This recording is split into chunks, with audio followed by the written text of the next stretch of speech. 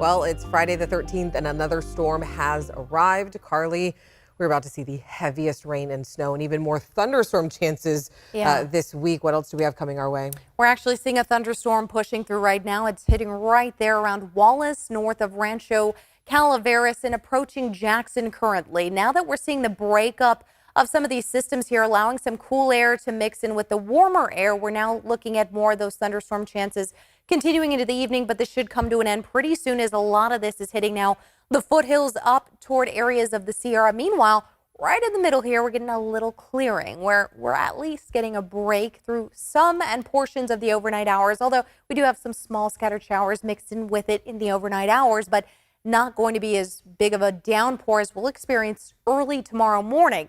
Now let's talk about what we're going to get. So far, we've seen as much as a ½ inch to a little over an inch of rain from Sacramento up 80 toward Auburn. And you're even seeing areas of Placerville about a third of an inch, more than a ½ inch in Marysville, getting close to an inch there in Oroville. Meanwhile, Stockton, Modesto, you've got very little rain so far, but hey, you're getting a lot of rain headed your way early tomorrow morning. Now, with the Sierra snow, we're seeing that winter storm warning in effect until Tuesday, 10 a.m. Yes, we have a series of storms, at least 3 pushing through. That'll bring in 3 to 6 feet of new snow, with snow levels dropping into the early morning hours around 3,500 feet. But most of the accumulation is going to be above about 5,500 to 6,000 feet. Looking at that, you can see just that light blue shade, maybe about an inch or so there, in those bluer shades, 1 to 3 inches tonight. And then into the early morning hours as we continue on your weekend from Sunday on into Monday, you'll see some of the totals as much as 2 to 3 feet. Some areas localized snowfall could be as high as 6 feet for some of the higher resorts. As we also take a look here at our Futurecast radar, as we get to 7:30 p.m., you're looking at just a small, maybe sprinkles coming on your windshield here or there, just outside your door.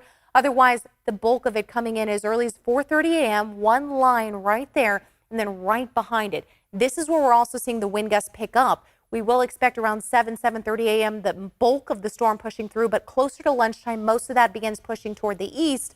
And then we'll get a small break before more rain arrives on Saturday night. The strong winds leading to a wind advisory in effect, and that'll bring the winds as high as anywhere from 20 to 35 miles per hour. Gusts could get as high as 55 miles per hour in the Sierra. Looking at the 10-day quickly, we are looking at some of those temperatures dropping down to the low 50s as we start getting into the weekend here. But next weekend, looks like we'll get a little bit of sunshine.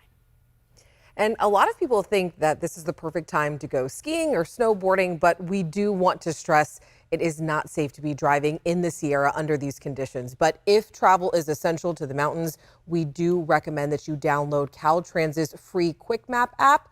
It looks just like this. It's very simple to use, and it shows you traffic cameras, road closures, chain control requirements, and everything that you need to know to prepare for that trek in real time. So, of course, please, please, please stay safe out there. And some more good news here. We'll just keep on with the good news train. There is not a positive outlook when it comes to Earth's climate change. Now, NASA and NOAA's climate analysis of 2022 found that last year was the 5th hottest year on record globally. California had its 8th hottest year on record and its 9th driest. And that's despite the fact that 2022 was a 3rd consecutive La Nina year. And that's when the oceans and global temps are usually cooler. The warmer the air is and the warmer the ocean is, they will intensify that even more. The ocean is warmer, it's evaporating more, there's more moisture to use, and then the warmer air can actually store more moisture in it. And I think Sacramento this year is right now is getting a taste of that. And all of this is occurring with a backdrop of consistently warmer climate, meaning more extreme droughts, but also more extreme wet periods too.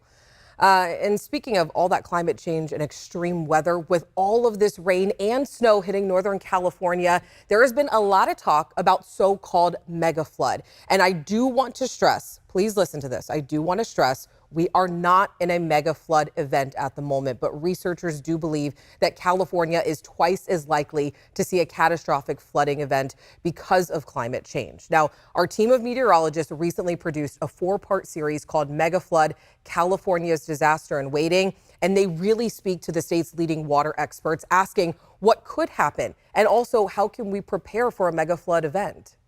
All of our tools were submerged underwater. It looks like a bomb went off there. Imagine the biggest storm you have ever been through. He had to chainsaw his way out his front door. Cold, hard rain has local creeks and rivers running high. All this came underneath the doors. What if the rain didn't stop? A levee breaks, and now your neighborhood is taking on water. In Sacramento region alone, there's over 514,000 people that are protected by these levees. Studies suggest that Sacramento is actually one of the top 10 in the nation most at risk for flooding due to rivers. The most intense atmospheric river storms are likely to become significantly more intense. And certainly the spillway incident was one of those instances where you did not have time. Are we prepared? This is Mega Flood. And you can watch our series Mega Flood, California's Disaster in Waiting all next week right here on To The Point. We'll be starting that on Tuesday.